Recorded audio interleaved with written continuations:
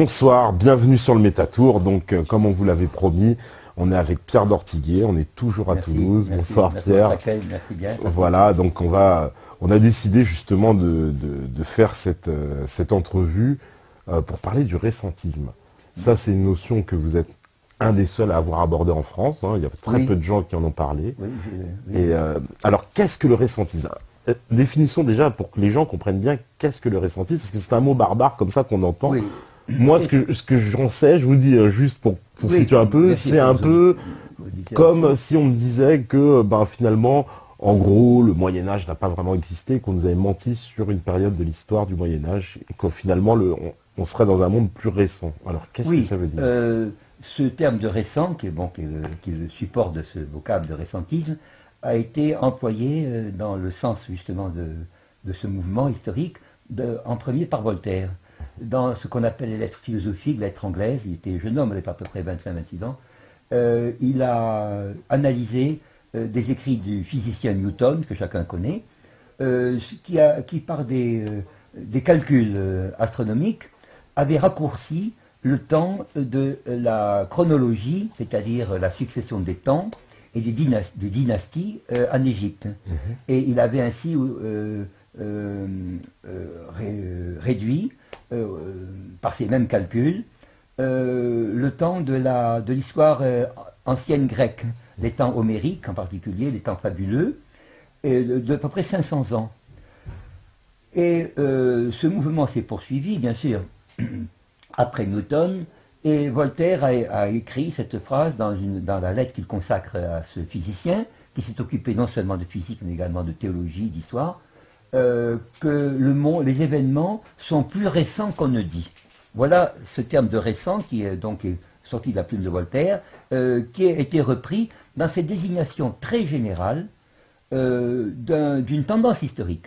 Le ressentisme n'est pas une école, comme par exemple, je sais pas moi, la psychanalyse, le marxisme, le structuralisme, a des règles bien précises, vous voyez.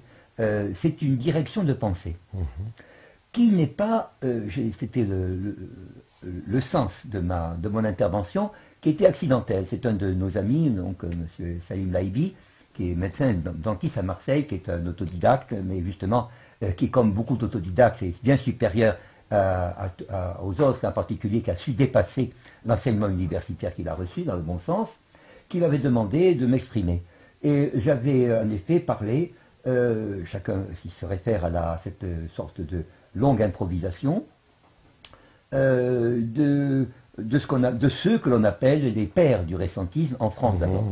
Je le redis pour ceux qui n'auraient pas vu cette vidéo, qui a été suivie après de 2 heures, à peu près 3 heures de conversation, mais qui ne sont pas passées donc avec l'auditoire marseillais.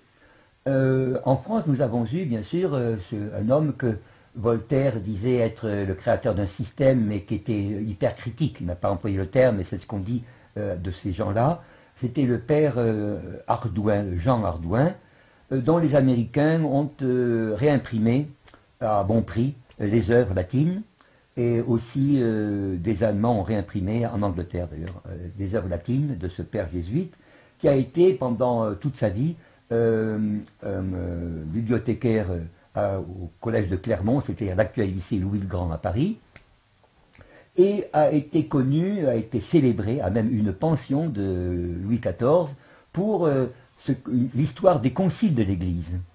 Vous savez, les conciles sont des assemblées ecclésiastiques qui traditionnellement donc sont venues, d'abord créées par des apôtres, les successeurs des apôtres, etc., que l'on fait remonter donc au 1er siècle après Jésus-Christ, au siècle qui ont suivi la naissance prétendue de Jésus-Christ, en l'an 0. Et quand le père Jean Hardouin, qui était un homme de Quimper, le fils d'un libraire, d'ailleurs très, très érudit, quand j'ai consulté, on peut le voir sur Internet, le manuscrit de son histoire des conciles, on l'appelle Summa Conciliorum, la somme des conciles, il mettait à chacun des conciles, j'ai lu ça, roman, concile de 314 à Rome, roman, concile, roman. J'ai vu ainsi les premiers conciles, qui étaient, selon lui, il les avait édités, et dans les notes, il met en cause, si j'ai pu dire, la réalité de ces conciles.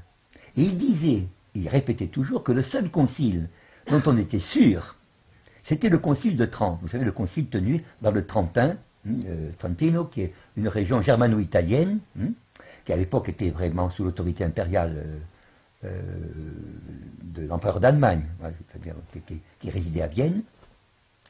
Et là, l'Église catholique, pendant une dizaine d'années, a défini les dogmes, la manière de dire la messe, c'est-à-dire on dit qu'elle a unifié les rites, voyez-vous, et elle a, à l'imitation du reste des protestants, établi un catéchisme. Le catéchisme que vous apprenez en classe, catéchisme catholique. C'est pas le concile de Nicée. Non, c'est pas le concile. Les catéchismes en question, ils donnent ceci, les protestants qui sont parmi les auditeurs, commencent déjà de sourire. Le catéchisme est une invention protestante, une invention du moine Martin Luther. Martin Luther a voulu que les vérités de l'Église, les vérités théologiques, soient clairement définies au peuple.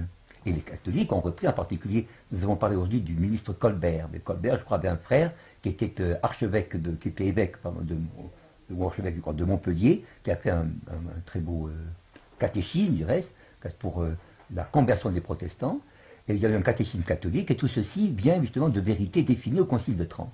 Alors, les pères jésuites ont dit souvent dans la polémique, les pères jésuites, évidemment, n'étaient pas d'accord, mais n'ont pas condamné leur émule, et il s'est trouvé que le destin a voulu, ou la providence bien sûr, que le père en question, le père jésuite, le père Jean Hardouin,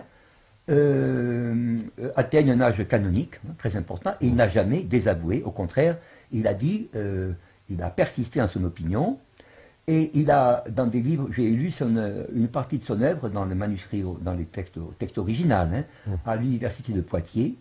Là, il a des écrits sur Descartes, des écrits de philosophie, de théologie. Il a par exemple dit que certaines œuvres qu'on attribuait, par exemple à Horace, le poète latin, n'étaient pas d'Horace. Il y avait même des fautes de latin, voyez-vous, dans tel et tel auteur. Il a mis en cause certains auteurs en disant qu'ils étaient des auteurs. Ça, c'est là que nous rentrons maintenant un peu dans le cœur du récentisme, que ceux qu'on disait être des auteurs de l'Antiquité étaient des auteurs de la Renaissance. Ça, c'est très important, voyez. C'est-à-dire lui donner des noms, et comment dirais-je, après lui, bon, il disait par exemple que il ne donnait comme véritable auteur de l'Antiquité que Cicéron, je crois, il donnait quelques odes d'Horace, il donnait, je crois, des œuvres de Pline l'Ancien, il prétendait que certaines œuvres, les œuvres d'Homère en grec étaient pour lui des œuvres authentiques, mais il disait que beaucoup d'œuvres de tragiques, beaucoup d'œuvres de philosophes étaient en réalité des œuvres contemporaines, c'est-à-dire, j'entends par contemporain, non pas du XVIIe siècle, mais des œuvres qui dataient du XIIIe, XIVe siècle. Personnellement, je ne connaissais pas Hardouin avant de lire le texte même d'Hardouin. Je vous dis, les Américains ont réédité, vous pouvez trouver sur Internet ces œuvres-là. Il y a ce qu'on appelle des prolégomena. Et comme cet homme faisait de la numismatique, était très versé dans l'étude des monnaies, c'est lui qui a indiqué que beaucoup de monnaies qui semblent représenter l'Antiquité sont des monnaies qui ont été forgées après coup, voyez-vous, pour pouvoir donner une réalité, une vérité à ce qui est antérieur. Voyez, ça, c'est lui qui a dit d'ailleurs que beaucoup de choses que l'on disait être beaucoup de pièces étaient des faux. Alors, bien sûr, il ne se définissait pas comme récentiste, mais c'est lui qui, disons, a été, on dit en allemand, un Bahnbrecher, c'est-à-dire un pionnier. Il a ouvert la voie, voyez-vous, à ce scepticisme. C'est un scepticisme savant, si vous voulez. Mais comment on a pu cacher 300 ans d'histoire? Alors, parce que, quelque part, moi, je vais faire je me fais toujours l'avocat du diable. Par exemple, on peut définir précisément que les Romains ont bien existé à une certaine période. On est d'accord ou pas? C'est-à-dire que... On n'est pas d'accord. Non, c'est-à-dire que là encore, faut-il préciser, c'est-à-dire que pour des auteurs, pour des chercheurs comme lui, il n'avait aucun doute qu'il y avait eu, bien sûr, un empire romain, qu'il y avait eu un empire grec, mais il disait que la plupart des thèses ou des philosophies que l'on attribuait à des philosophes grecs, ou à des pères grecs, par exemple, il mettait comme chrétien, je dis bien en tant qu'auteur de la Somme des Conciles, d'une œuvre quand même remarquable, qui a valu une pension royale, et qui est l'œuvre la plus appréciable, la plus importante écrite sur l'histoire des conciles. il prétendait que la plupart des œuvres qui étaient attribuées, j'entends comme chrétiens, comme catholiques, aux pères de l'Église, qu'on appelle, vous avez les pères de l'Église grecque et les pères de l'Église grecque. Il mettait, parmi les pères de l'Église latine, tous les auditeurs, tous les spectateurs le savent, vous avez par exemple un homme qui est très connu, Saint Augustin. Saint Augustin, oui. Il disait que Saint Augustin était, ce n'est pas moi qui le dis, hein, c'est le père Ardouin. Saint Augustin était un homme c'était un faux titre, hein, qui avait été attribué à des écrits du XIIIe, XIVe siècle pour pouvoir créer des hérésies. Vous savez qu'à partir, vous avez c'est moins connu aujourd'hui puisque, disons, la foi est toujours présente, mais la science de la foi, la théologie, est moins apprise dans les écoles ou même chez nous en philosophie. Bon.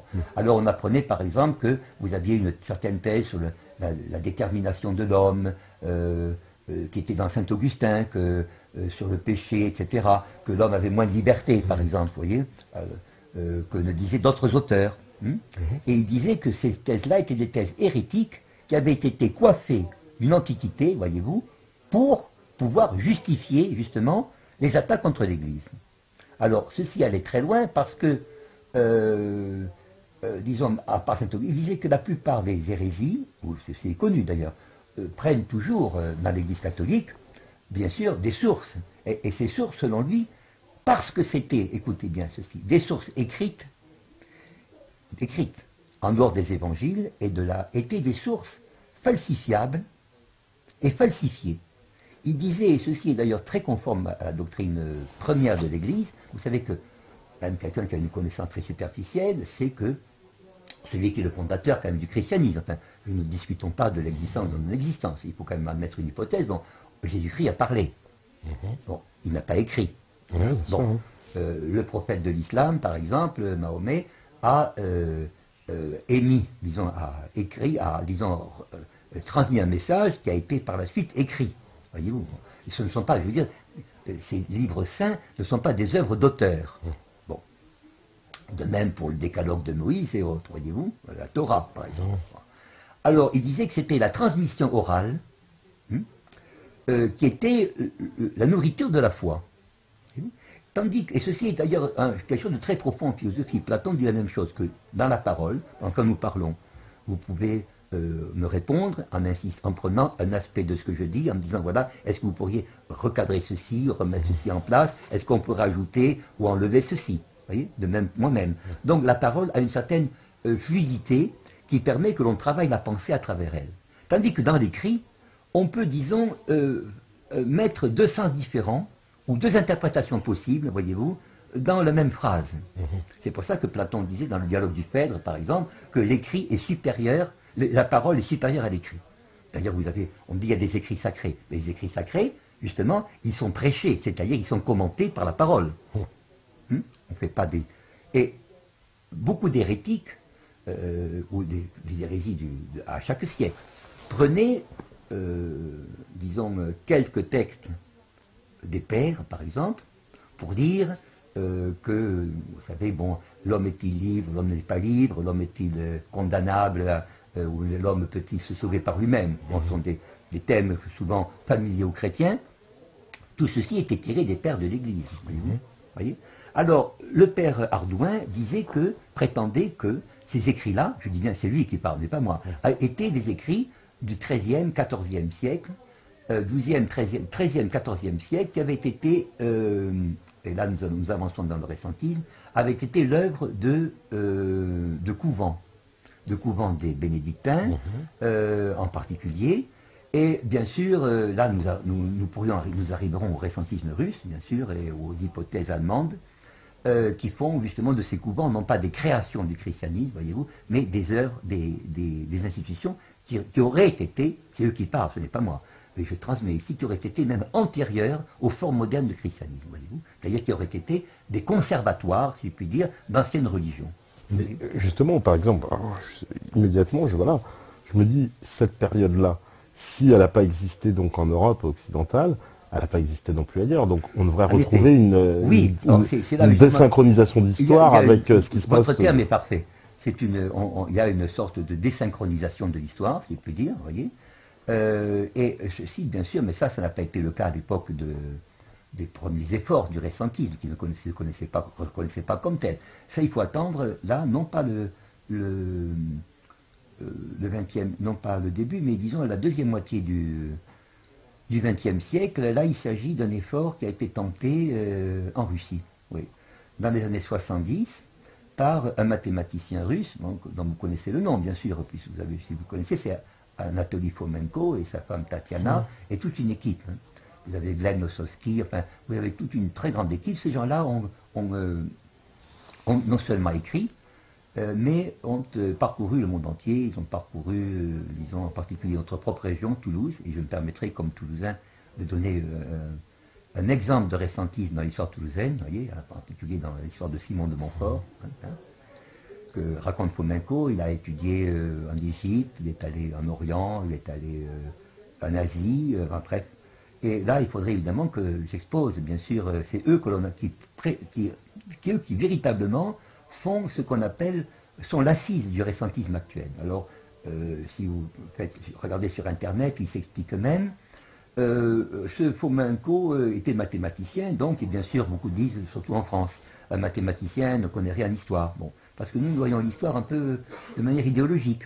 Par exemple, si vous dites, ce qui est mon opinion, et ça c'est une opinion vraiment parce que j'ai connu des gens qui ont parlé que Jeanne d'Arc, on peut douter de son existence, ou on peut douter du fait qu'elle ait été condamnée à Rouen, évidemment, vous aurez depuis notre cher Le Pen jusqu'à je ne sais quoi, peut-être pas à l'extrême gauche, mais disons, nous aurons, disons, des frissons. Bon.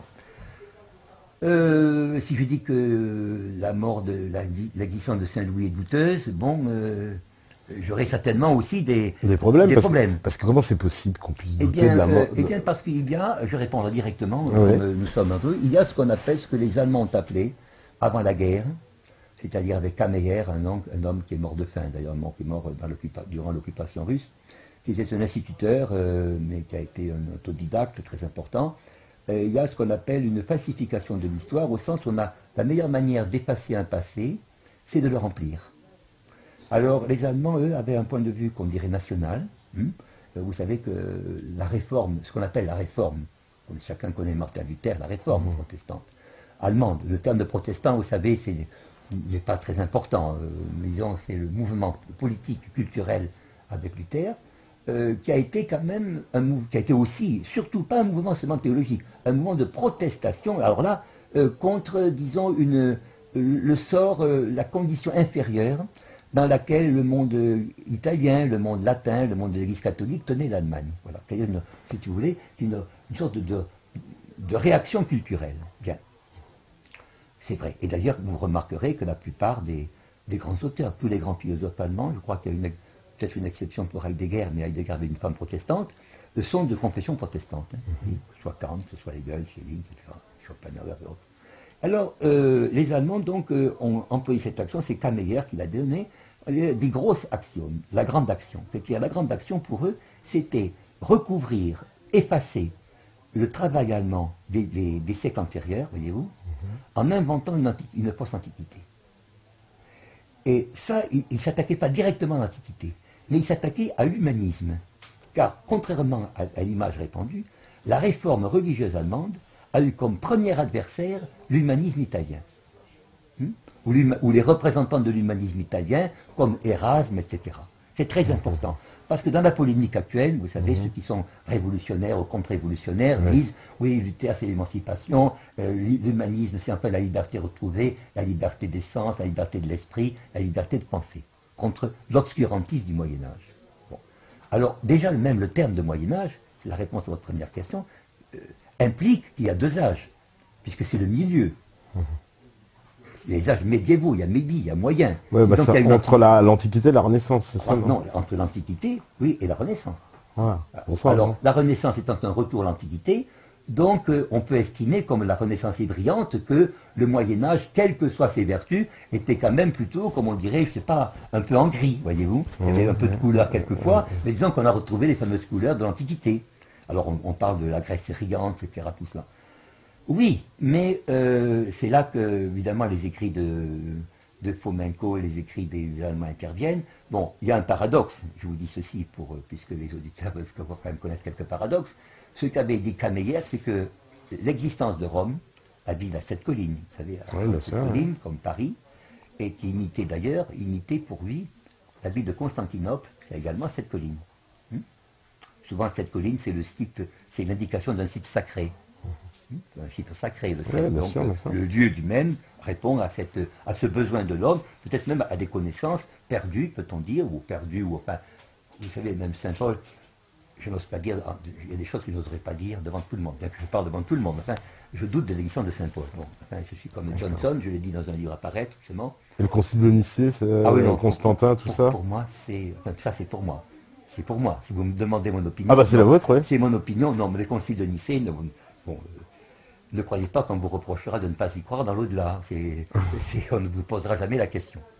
Mais pourtant, il y a bien eu à un moment un basculement dans l'Église catholique. Oui, mais et la création du Vatican, ça date bien d'une date. Cela, justement, implique que le Vatican et que le christianisme, c'est-à-dire la connaissance des évangiles, puisque le christianisme, c'est essentiellement la connaissance des évangiles.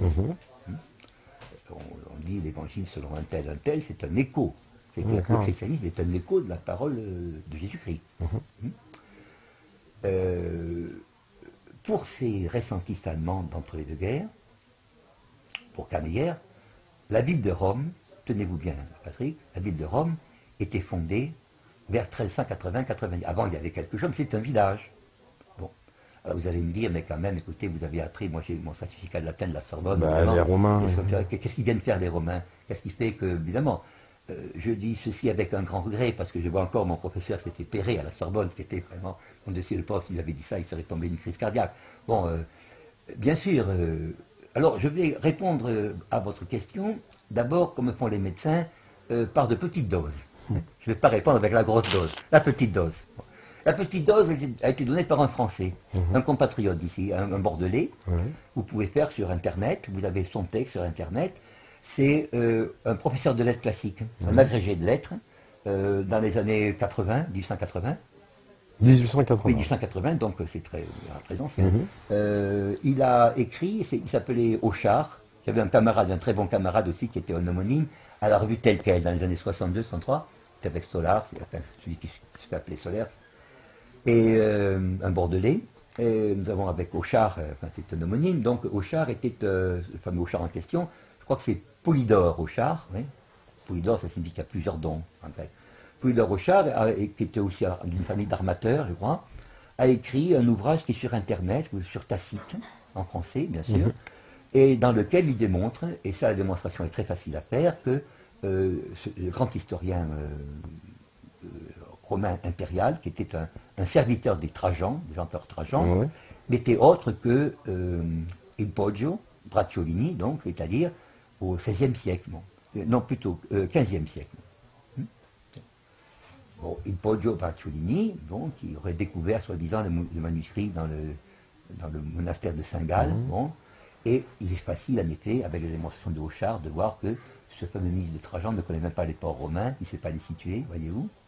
Et il a démontré que quand il parle, par exemple, des assassins de César, Brutus et Cassius, il parle en fait de la mort de Jean Hus ou de Jérôme de Prague, à laquelle Il Poggio Bracciolini avait assisté. Le Bracciolini a été le directeur de la République de Florence et secrétaire du pape.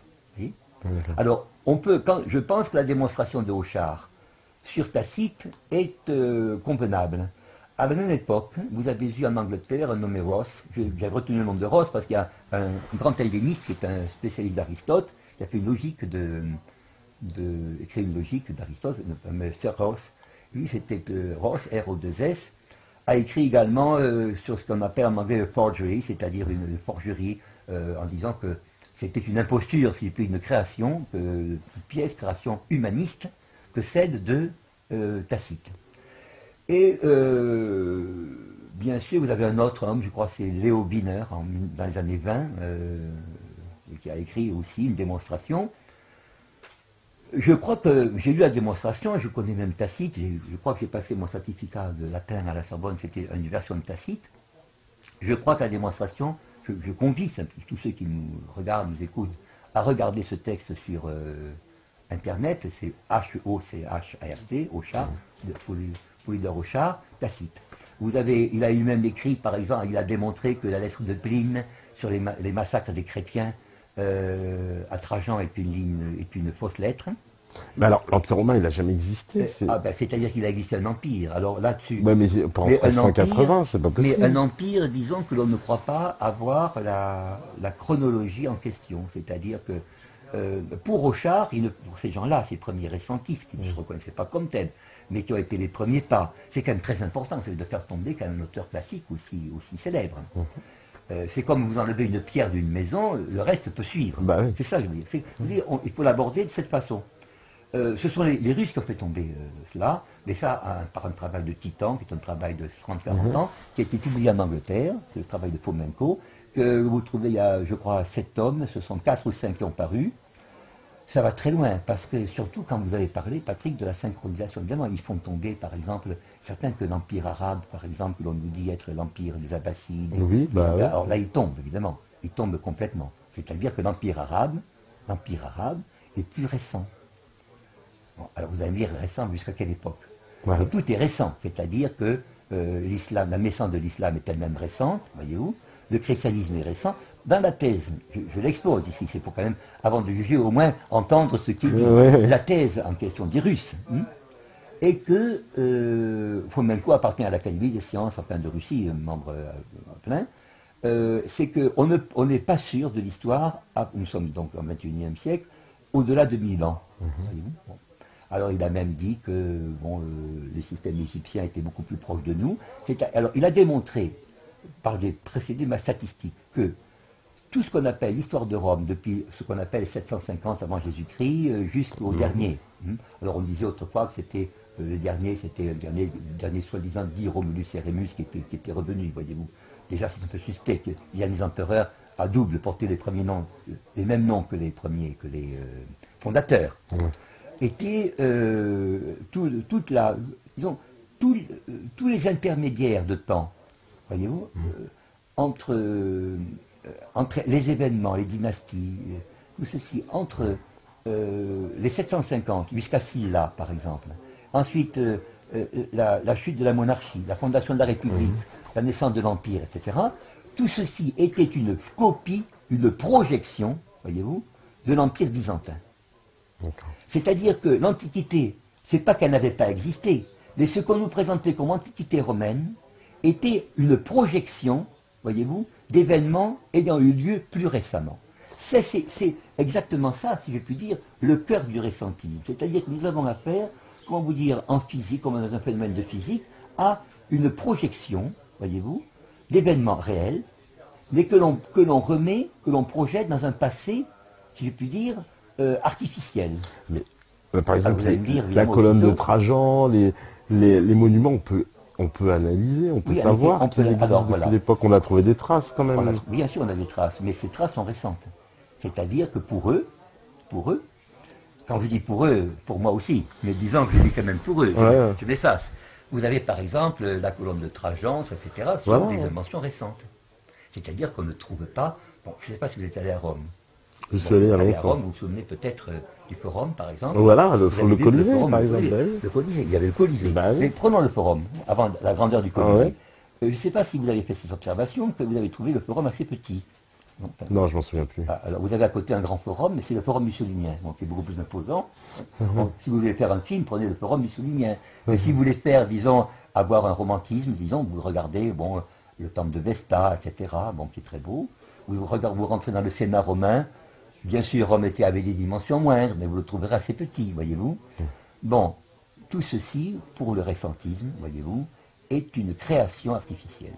Bon, alors vous allez me dire, mais je vois la statue, je vous donne ce qui est le plus facile, la statue comme je voyais dans les murs du métro, la statue d'Auguste, voyez-vous, l'homme qui n'est pas comme moi, j'ai un peu de barbe aujourd'hui, mais qui est parfaitement rasé. Ça veut dire quoi, les Romains n'ont jamais envahi la France, alors? Ah, non. Vous voulez que je vous réponde oui ou non? Moi je veux bien savoir. C'est comme un homme à sa fiancée, dis-moi oui, dis-moi non. C'est ça.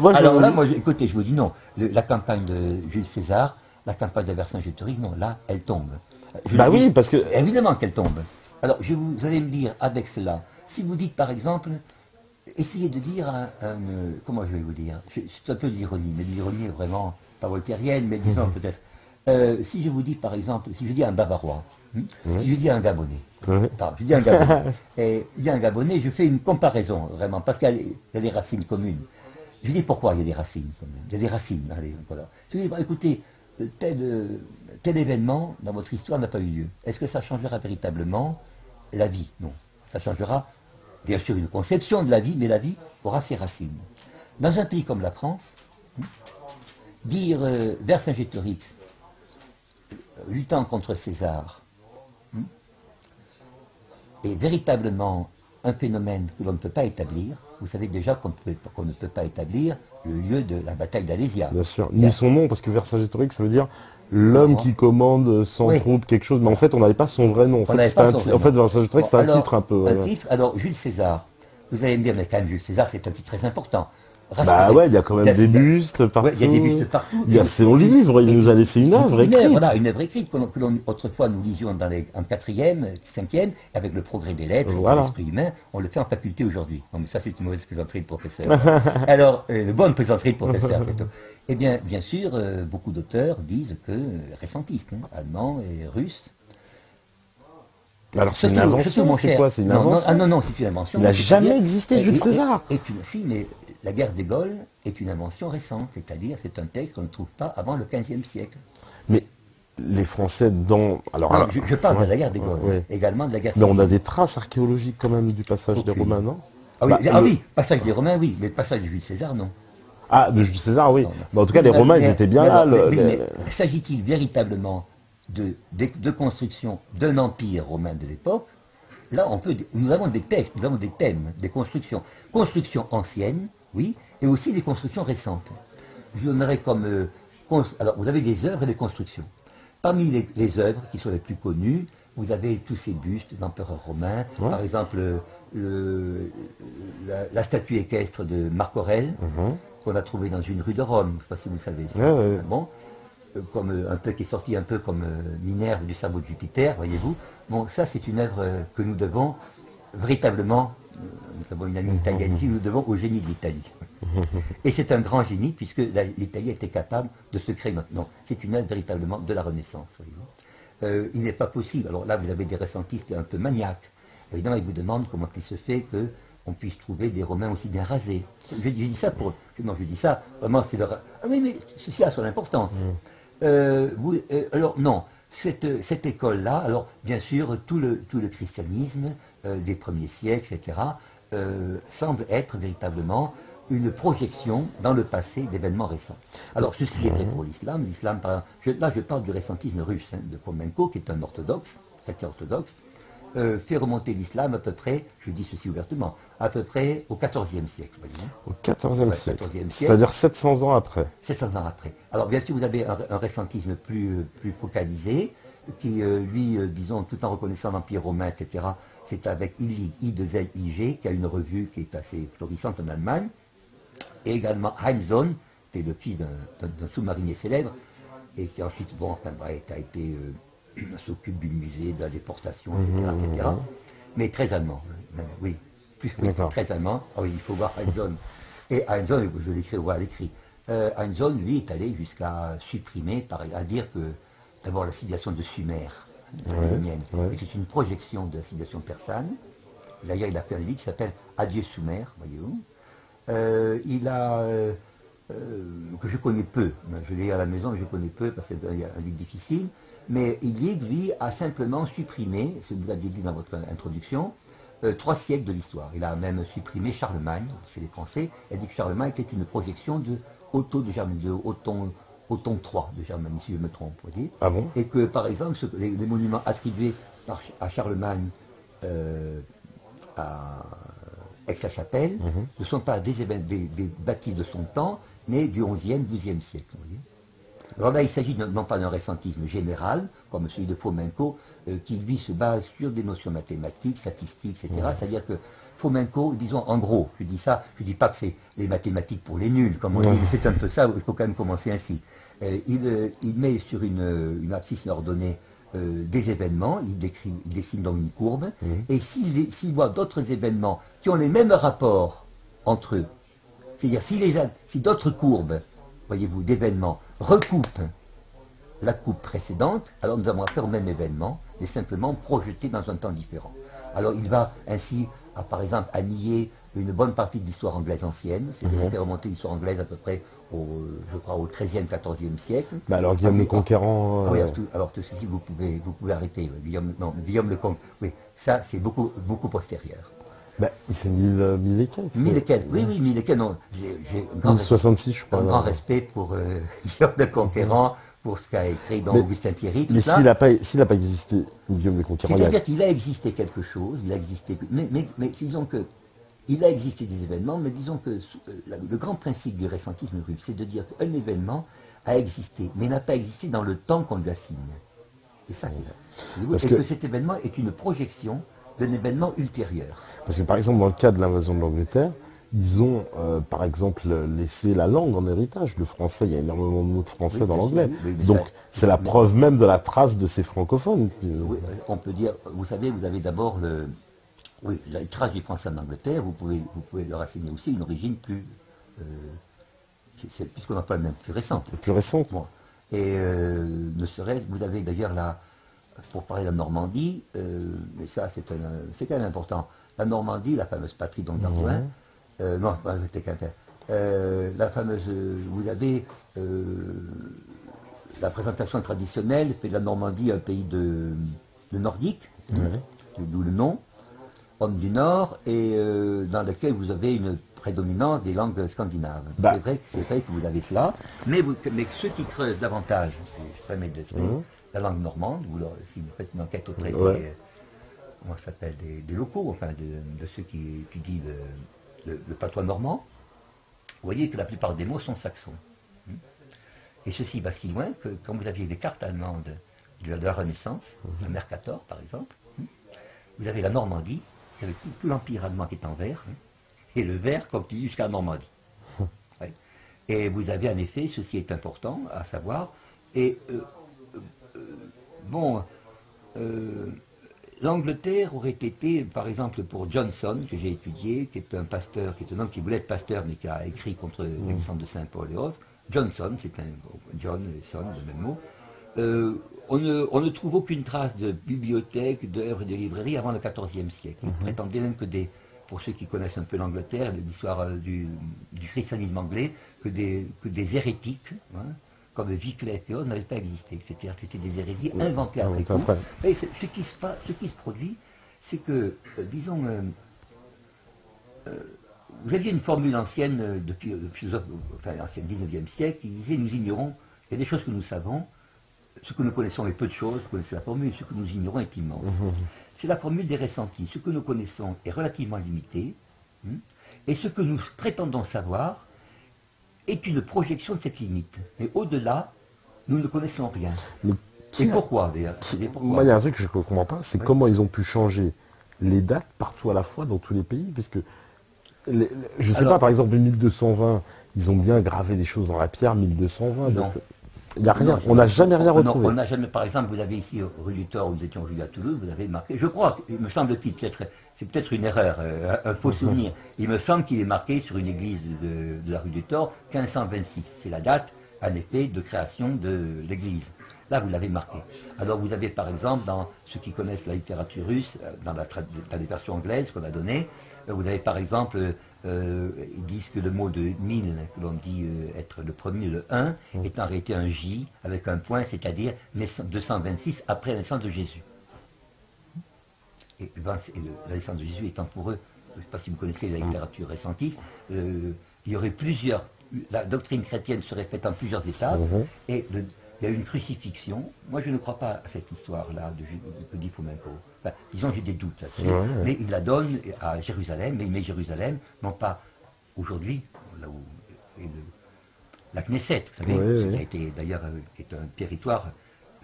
La Knesset est une ferme arabe confisquée. Je dis ça, on ne sait pas dans le récentisme. Enfin, disons, c'est dans l'histoire. Oui. Mais, ils sont partis d'ailleurs, ils ne sont pas expulsés. Voilà. Et il situe Jérusalem au-dessus de Constantinople, voyez-vous, dans la ville de Ioros. Ah bon, carrément. Oui, carrément. Et il fait de ce qu'on appelle le fleuve, qu'on appelle le Jourdain, il fait non pas la petite rivière que moi j'ai connue autrefois, qui est une rivière qu'on passe à sec presque, vous voyez, qui faisait rire Voltaire d'ailleurs, parce qu'il disait ça dans un texte, il dit comment c'est ce petit Jourdain. Non, il le met disons, en disant que c'est le détroit du Bosphore, voyez-vous, voilà.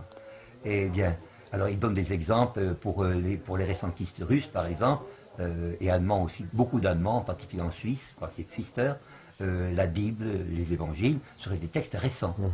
C'est des textes on dit même, les Russes disent que l'évangile de Saint Jean serait un évangile écrit par Johannes Reuchlin en 1400 et quelques, 1486, etc. Il le démontre par des éclipses qui sont par des configurations du ciel, ce qu'on appelle des horoscopes, au sens horoscope, configuration du ciel. Hein. Horoscope dans le sens où vous l'entendez dans les journaux. Non, chez Elisabeth Tessier, j'ai compris. Est-ce que la copine de Hollande ira mieux demain? Non, c'est pas ça. C'est ainsi. Et vous avez donc, il a démontré que c'était une constellation qui était un ordre de planètes qui était dans cet ordre-là.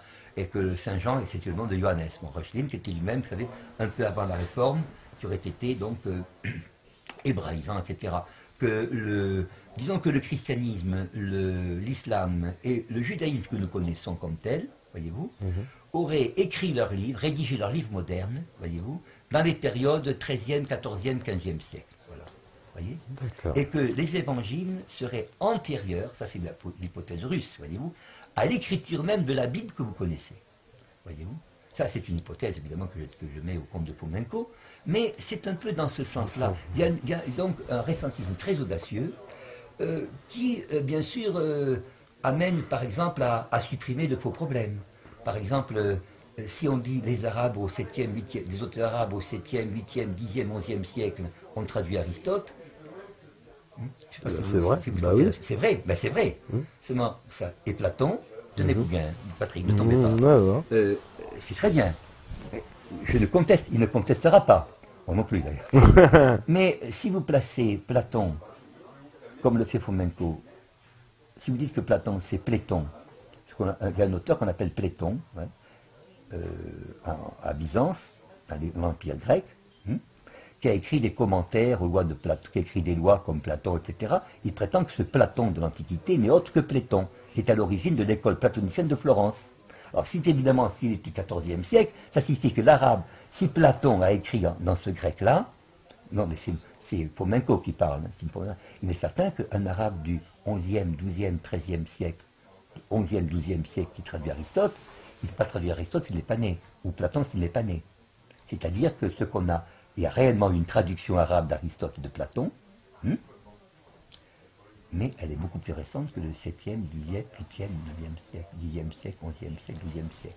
C'est-à-dire que, et de même qu'un homme comme saint Thomas d'Aquin, dont on a vu, on a parlé de aujourd'hui, qui est un commentateur d'Aristote, il est certain que si, en admettant, c'est ce que disait d'ailleurs Ardouin, que ces auteurs-là, ils prétendaient qu'Aristote était un auteur, justement, qui avait été,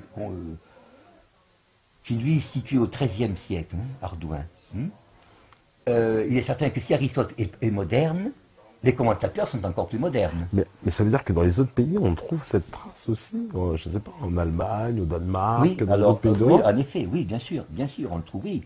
Ah oui, sauf que les Allemands et les Nordiques, surtout les Allemands, prétendent que cette répartition, cette diffusion de l'Antiquité et de la culture grecque et latine, surtout latine, a été un moyen pour eux, de diminuer la puissance de la langue allemande, est-ce que vous voulez. Ça, c'était l'idée de Luther. Luther, qui est un très bon latiniste, qui a écrit de très bons discours en latin, puisqu'il avait étudié à Rome, comme vous le savez, avait cette idée également, vous savez que quand même la grande œuvre de Luther, c'est la germanisation de la Bible. Ici, nous avons attendu combien de temps pour avoir la messe en français. Bon, les Allemands avaient été déjà équipés au XVe, XVIe siècle. Le peuple pouvait très bien comprendre ce qu'on disait. Ma grand-mère à la campagne ne comprenait pas ce que disait le prêtre. Elle prenait le latin pour une langue sacrée. Bon. Elle a une langue intelligible, voyez. Alors, est-ce qu'il y a eu des gens qui ont douté, par exemple, de cette antiquité de Platon et d'Aristote? Non, on n'en trouve pas, bien sûr, à l'époque classique, naturellement. Mais on trouve en France un nommé Jean de Launois, qui était un censeur gallican, c'est-à-dire un censeur à l'époque de Louis XIV, je crois que c'est Louis XIV, oui, qui a été contesté, mais qui avait un très haut poste dans l'université, qui lui-même disait que la somme de saint Thomas d'Aquin n'était pas de saint Thomas d'Aquin, par exemple, était une œuvre collective, voyez. Le père Ardouin dit la même chose. Il dit que c'est une œuvre, disons, il mettait en doute l'existence aussi dans un texte de saint Thomas d'Aquin comme personne. Alors vous allez me dire, mais c'est pas possible, on a quand même des textes et des documents. Non, on n'a aucun texte et document. Et ce qui permet de dire, par exemple, vous avez un auteur belge, grand professeur, qui s'appelait, je crois que c'est Eugène ou Émile Dupréel, qui a démontré, je crois que c'est en 1929, j'en parle dans un futur livre sur Nietzsche, il a fait un livre sur Socrate, dans lequel il a démontré que le Socrate dont nous parlons est un personnage fictif, n'ayant pas existé, n'ayant pas été condamné. C'est un personnage, comme on dirait, un personnage littéraire. Ça veut dire quoi, l'Antiquité n'a jamais existé hein? Eh bien, elle a existé, mais nous ne le savons pas. Est-ce que vous voyez ce que je veux dire?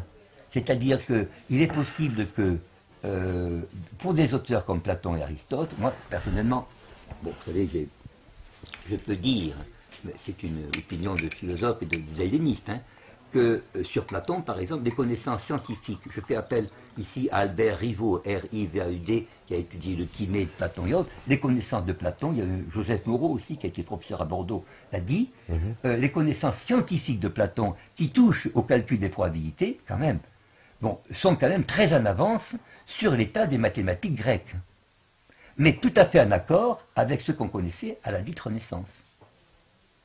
Est-ce que vous voyez? Oui, mais est-ce qu'il n'a pas pu être en avance? Ah, bien sûr, ça, oui, c'est ce que je croyais jusqu'à présent, c'est ce que je crois toujours grâce à vous, justement, cette croyance, et j'espère que, bien sûr, je maintiendrai, parce que j'ai quand même une croyance d'enfant. Vous savez, on dit d'ailleurs que, je crois que c'est dans le christianisme qu'on dit que, bon, moi je me rapproche davantage, bien sûr, de l'islam, mais dans le christianisme, on dit la même chose, hein.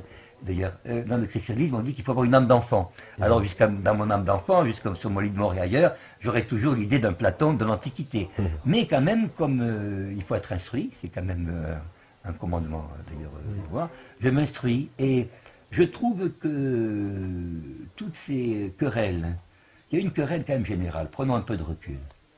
On vous dit, je dis ça de façon très générale, quand on vous dit dans le marxisme, oui, l'Antiquité est esclavagiste, etc., nous sommes libérés de cela.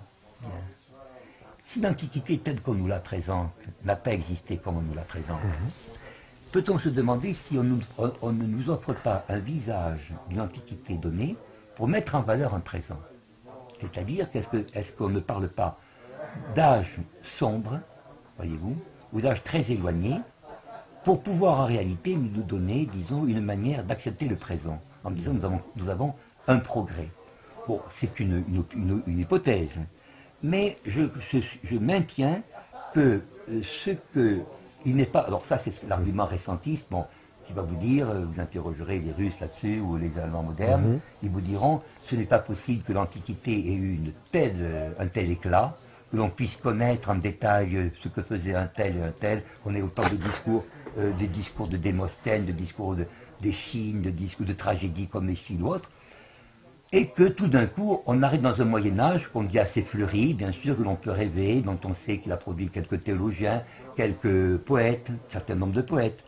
Ces poètes diront, il y a un récentiste, il ne s'appelait pas ainsi, mais qui s'appelle Baldauf, B-A-L-D-A-U-F, qui a écrit à Bâle, vous le trouvez sur Internet, Baldauf, qui dit que des auteurs comme Ovide, des auteurs comme Virgile, qui sont quand même des classiques de la Rome, ont la forme poétique, qui est la forme médiévale. Donc ils ces auteurs-là mettaient ces personnes qu'on appelle du siècle d'Auguste, par exemple, voyez-vous, le mettaient en fin du Moyen-Âge. Et là, il y a eu cette tendance-là, elle est, disons, il y a un récentisme sélectif, voyez-vous, qui admet l'existence d'un empire ancien, d'un empire romain, d'un empire grec, mais prétend qu'on a rempli ça c'est on pourrait dire le récentisme soft, vous voyez, qui remplit parce qu'évidemment il y a des choses absolument impossibles. Je voulais dire, on vous présente par exemple dans les Métamorphoses d'Ovide, dans Platon, s'il faut écouter nos théologiens, on vous présente soi-disant un polythéisme avec 12 grands dieux, vous savez ceci. Et à chaque fois, dans Platon, dans tous les auteurs, on vous parle de Dieu unique. Alors, comment peut-on à la fois parler d'un Dieu unique et de plusieurs dieux? Bon, c'est certain qu'il y a un Dieu unique, et certainement les 12 grands dieux sont Jupiter. Écoutez, ce n'est peut-être pas un homme, pour les poètes c'est un homme, et pour les anciens, c'est peut-être une planète, est-ce que vous voyez? Vous voyez ce que je veux dire? Bien sûr. De même que Vénus. Il est certain que vous avez par exemple, j'étais au pèlerinage à Mashhad en Iran récemment, et j'ai assisté à la fameuse soirée sacrée consacrée à Fatémé, bon, comme vous savez, la fille du prophète. Et je savais aussi par l'astrologie et par l'astronomie ancienne iranienne que j'ai étudiée en allemand, que Fatémé est également le nom, on l'appelle Fatémé Zahra, Fatémé la brillante, et le nom de Fatémé est également appliqué à la planète Vénus. D'accord. Bon. Alors évidemment, pour les sages, c'est une question intellectuelle. Mais disons, pour l'homme de la nature, quand il regarde le ciel, hein, qu'est-ce qu'il voit, hein? Il voit Jupiter, hein, il voit la fille de Jupiter. Quand vous voyez en dessous, vous avez Vénus. Bon, quand j'étais jeune, je n'avais pas de télévision, je regardais le ciel, vous voyez. Bon. Eh bien, quelquefois, je regarde le ciel, je me dis, bon, le ciel est-il une projection de la Terre, ou la Terre est-elle une projection du ciel, voyez-vous? De même, en histoire, vous pouvez aussi avoir des projections. C'est-à-dire qu'il ne faut pas avoir une idolâtrie, si je puis dire, du passé. Je dis que, pourquoi, la conclusion philosophique, pratique, qu'est-ce qu'on peut tirer de ce que nous disons? Que le passé est incertain. Il a existé, bien sûr. Mais il faut avoir toujours une attitude sceptique. Ne pas attacher sa vie à une représentation du passé. Est-ce que vous voyez? Par exemple, vous avez aujourd'hui dans les groupes musulmans, par exemple, les groupes musulmans que vous connaissez, les takfiristes, les al-Nosra, etc. Vous avez des gens qui, comme autrefois les anabaptistes ou autres, disent nous allons vivre comme à l'époque du prophète, c'est-à-dire que on a emporté une... Oui, la longue, la sunna... Bon, moi personnellement, disons, bon, je ne sais pas, disons qu'il est certain que pour qu'une âme soit sauvée, on ne va pas lui demander à quel siècle le prophète a vécu, voyez-vous. On ne passe pas, croyez-moi, après la mort, on examine une chronologie. Enfin, je ne sais pas si vous avez au moins le sentiment, voyez. On a un examen, ce qu'on appelle de conscience, voyez. Bien. On vous demande de rentrer en vous-même. Hein, et si vous êtes très mauvais, on vous dit de ne pas en sortir. C'est ça. Bon, je plaisante. Mais je plaisante, disons, un peu en philosophe, je plaisante un peu, disons, enfin, comme je fais dans mes classes de philosophie. Je crois que à s'attacher à une image du passé et croire que cette image du passé est plus réelle que notre présent, c'est une erreur qui peut aveugler l'homme d'aujourd'hui, voyez-vous. Je pense qu'il faut avoir un scepticisme historique et un dogmatisme un peu moral, voyez-vous. C'est-à-dire, elle s'attachait plus à un devoir présent, voyez, plutôt que de transférer les certitudes dans le passé. Le passé est un peu comme une mer, voyez-vous, une mer, la mer est agitée, elle nous a portés, et quand nous sommes sur le rivage, c'est un poète latin qui l'a dit, nous sommes heureux d'être sur le rivage, et nous admirons les flots de la mer qui nous ont portés. Ça, c'est le passé. Alors, vous allez me dire, mais quand même, vous dites ceci, vous avez raison de douter de telle et telle chose, mais nous avons, là c'est la réponse récentiste, quand même des instruments scientifiques. Beaucoup de gens chez nous, non, bon, bien sûr, les écoles de sciences, les lycées scientifiques, nous avons le bon, comment dirais-je, le carbone 14, vous voyez, tout ça. Alors le pauvre carbone 14, je lui souhaite de bonne chance, mais disons qu'il a été écrasé par l'armée récentiste, oui, c'est-à-dire les Allemands là-dessus ont été ont écrit de bonnes choses sur l'incapacité pour le carbone 14, d'abord de dater au-delà de 1000 ans, et disons, selon les conditions, selon, il y a eu des expériences contradictoires, non, on ne peut pas s'y fier. Vous avez maintenant les monnaies, et c'est autre chose, mais les monnaies, à mon avis, ne sont pas suffisantes, parce que vous avez énormément de fous.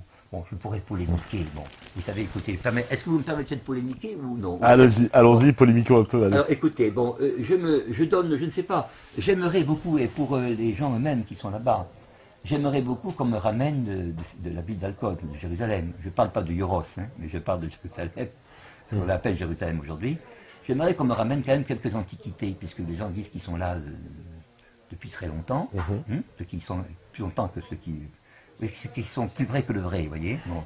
Et ils disent que amenez-moi quelques détails, je sais pas. Vous parlez de Salomon. Bon, bien sûr, pour les Russes, Salomon, c'est Soliman le Magnifique. Bon, bien sûr, c'est Soliman. Et que le temple de Salomon, c'est Sainte-Sophie, à Constantinople, Hagia Sophia. Bon. Bien, d'accord. Ça, j'admets. C'est mon opinion aussi, mais disons que, bon, mais c'est mon opinion privée, ça n'engage personne, d'autres. Mais pourquoi ne sortons pas cette antiquité, quand même, ne peut-on pas exhumer, quand même, des preuves matérielles, hein, qui nous montreraient qu'il y a une antiquité réelle? On me dit il y a quand même des villas romaines. On nous présente ça comme des villas romaines. Oui, romaines de quelle époque? J'ai connu Gérach en Jordanie, bien sûr, vous avez des villes romaines, vous avez même le Koutaligou un peu là-dedans, vous savez, une sorte... Bien sûr, mais en Afrique du Nord... En Afrique du Nord, vous avez en Libye, Volubilis, tout ça. Alors, voilà. tout ceci, Volubilis, tout ça. Oui, ça dit l'existence de Rome, voyez-vous, l'existence d'un empire romain, d'un empire qui a porté cette force. Est-ce qu'il s'agit véritablement de l'empire tel qu'il a été décrit? Là, c'est autre chose. C'est-à-dire que vous avez une première certitude, comme Baalbek, par exemple. Baalbek, au Liban, oui. Moi, personnellement, je pense que Baalbek, au Liban, appartient à une civilisation qui n'est pas la civilisation romaine ni grecque. Une civilisation qui est disparue, qui avait de très fortes capacités techniques, on le voit d'après l'arrangement, vous l'avez vu. Voilà, avec les pierres de 1400 tonnes qui forment... Bon, on ne peut pas le déplacer. Oui.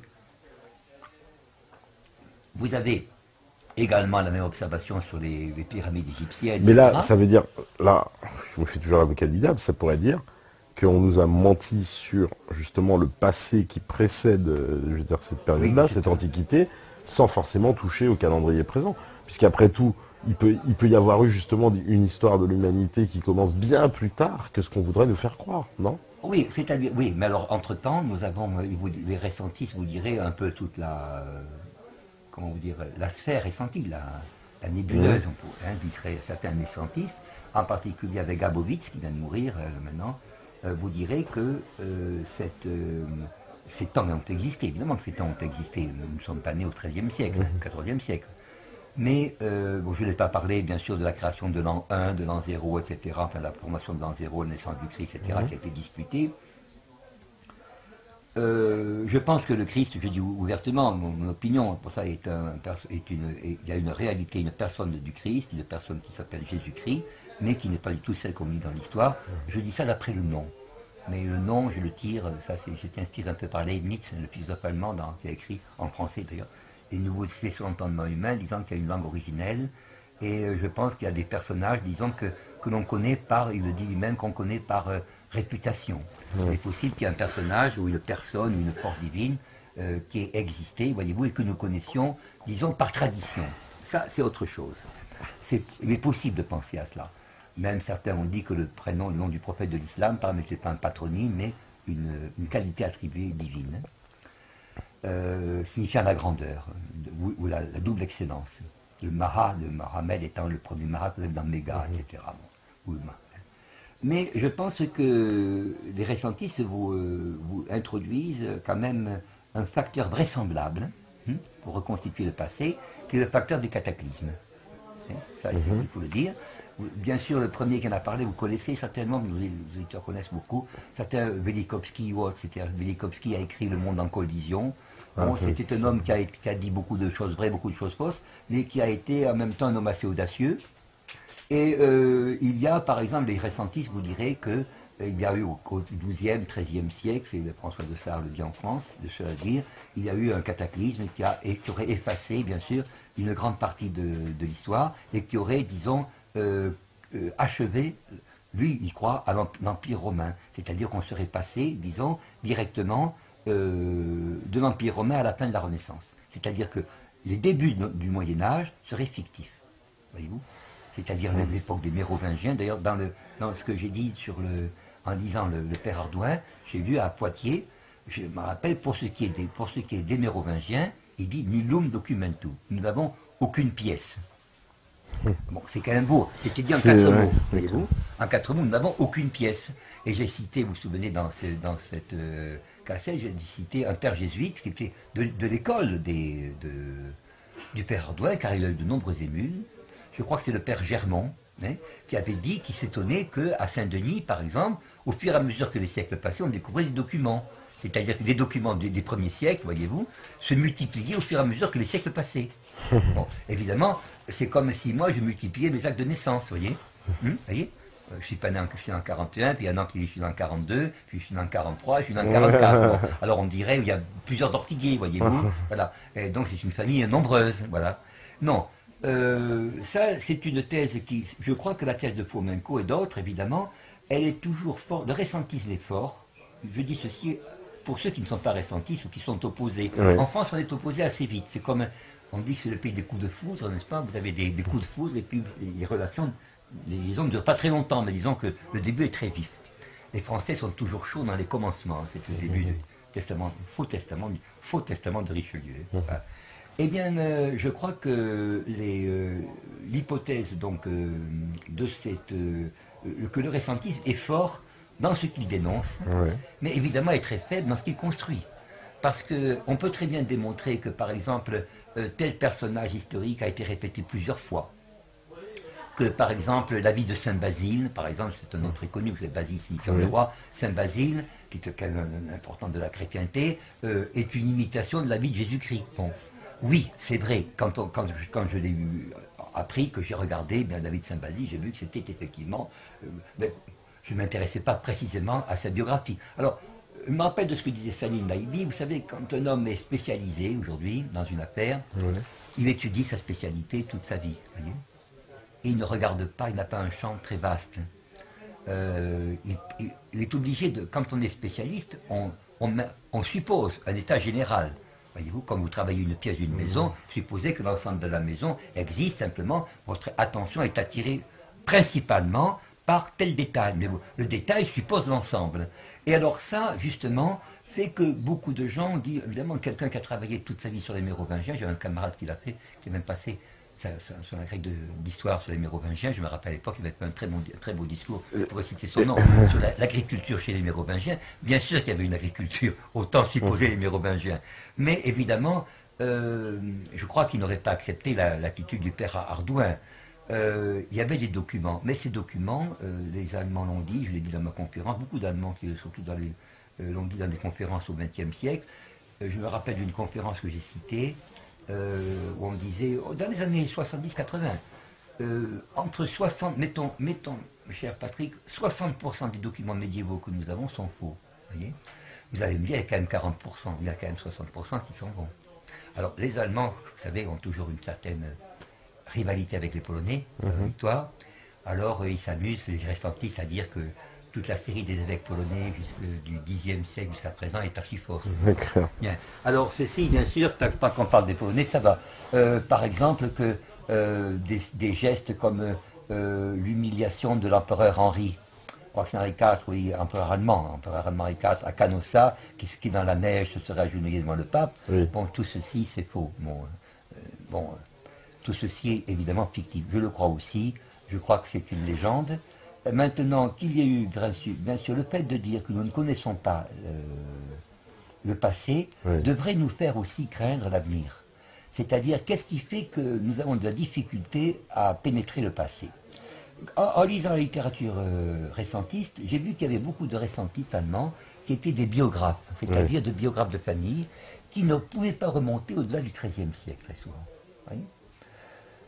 J'ai vu des familles, dans le centre de la France, une fille qui s'appelle Wagner, je crois que c'est Erika Wagner, qui le disait sur Internet, elle avait des difficultés, même une impossibilité. On va devoir conclure, parce que l'heure avance depuis tout à l'heure. Nous préparons-nous à dormir aussi, oui, mon cher Patrick. Alors, est-ce que vous avez une dernière question? Moi, une dernière question, c'est que justement, ben voilà, en gros, bon, c'est une remise quand même en cause de quasiment toute notre histoire. Oui, quoi. Oui, pas seulement de Jeanne d'Arc, bien sûr.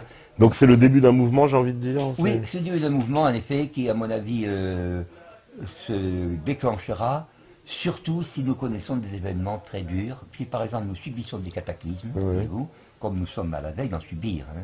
Je dis ça à un homme de mon âge, et je peux dire, je crois que c'est le devoir des hommes de ma génération, de dire, qui ont connu plusieurs étapes, de dire que nous vivons une situation très dangereuse. Hein. Bien sûr, on a préparé les générations actuelles à cela, parce qu'on les fait dans un petit futur. Hein. Ouais. Donc, elles ne voient pas le danger. Comme si vous conduisiez sans avoir une vue de la route. Alors. Et je pense que s'il y a un choc, le ressentisme sera appelé à jouer un rôle. Parce que un jour, je pense que nous verrons beaucoup de certitudes qui,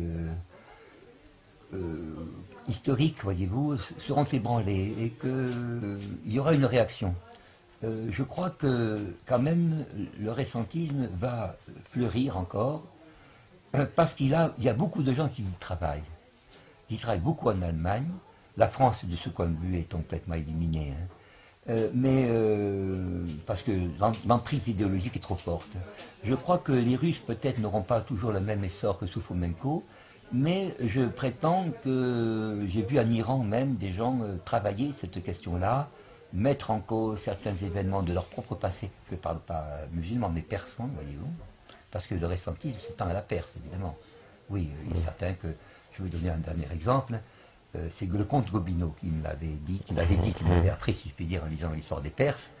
Bon, je fais partie de ceux qui ne croient pas à l'incendie de Persépolis par Alexandre. Bon.